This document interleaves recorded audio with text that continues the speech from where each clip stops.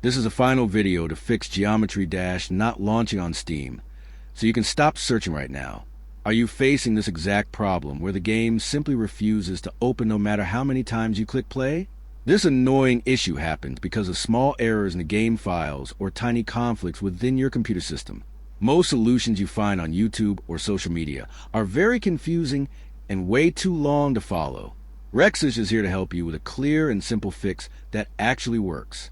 There are 4 proven methods to fix this problem today, and I guarantee that at least one of them will work for you even if the situation feels very critical.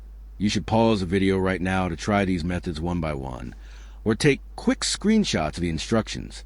These steps stay hidden from most players, but they solve the launch error every single time. Please follow the method steps one by one exactly as they appear on the screen to get back into the game immediately.